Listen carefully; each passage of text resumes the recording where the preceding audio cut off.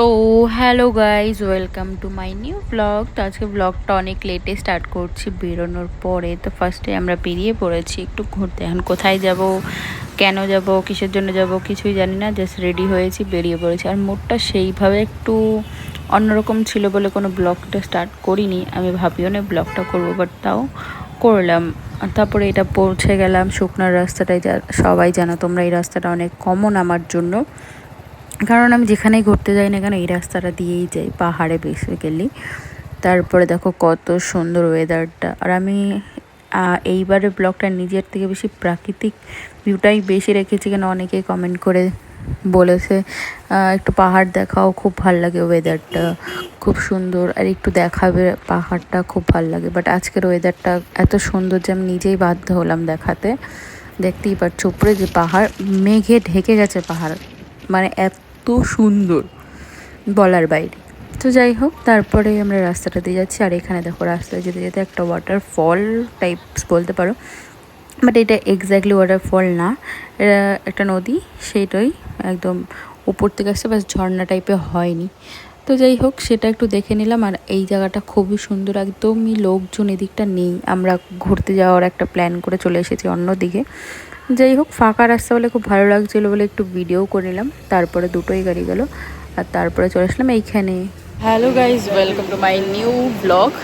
তো আজকে একটা শিলিগুড়িতে থেকে কয়েক কিলোমিটার, আমরা বেরিয়েছিলাম একটা জায়গায় ঘুরতে যাব বলে পাহাড়ে। বাট তারপরে এদিক ওদিক ওদিক করতে করতে নিজেরা কোথায় যাব ঠিক করতে না পেরে একটা হিডেন প্লেস বলতে পারো, মানে খুবই সুন্দর জায়গা। দেখো লোকজন খুবই কম, একদমই নেই,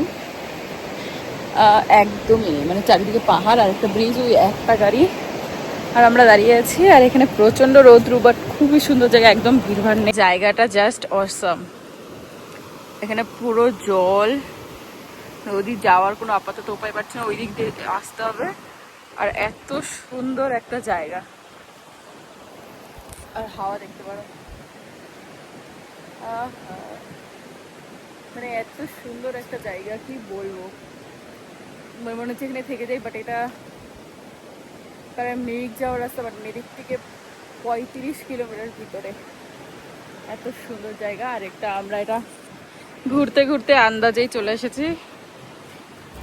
তারপরে ব্রিজটাতে একটু নিচে চলে এসেছিলাম। এখানে একটা ছোট্ট দোকানের মতো আছে, তো ভাবলাম কি খাওয়া যায়, বাট পাহাড়ে এসেছি আর ইপ্পি খাবো না, বা ম্যাগি বলো, যেটাকে তোমরা যাই বলো, এটা খেতে খুব টেস্টি হয়। তো আমরা খেয়ে একটু সবাই আড্ডা টাড্ডা মেরে তারপরে সেখান থেকে বেরিয়ে পড়লাম। আর আমি এখানে স্লো মোশন ভিডিও হয়ে গেছে, এত সুন্দর লাগছে জায়গাটা, ছেড়ে যেতে ইচ্ছা করছে না। তারপর আমরা সেই আবার রিটার্ন করলাম। আর এখানে দেখো কি সুন্দর, এক পাশে চা পাতা বাগান, দুপাশে চা পাতা বাগান, এক পাশে পাহাড়ের উপরে, মানে এত সুন্দর জায়গা যে ফিদা হয়ে গেছে বলতে পারো জায়গাটা। আর এত শান্তি বর্তমানে যা, মানে আমাদের শহরে যা শান্তি, মানে বলার বাইরে না। সারাদিন গাড়ি ঘোড়ার আওয়াজ, মানে শান্তি বলতো এটাই অশান্তি।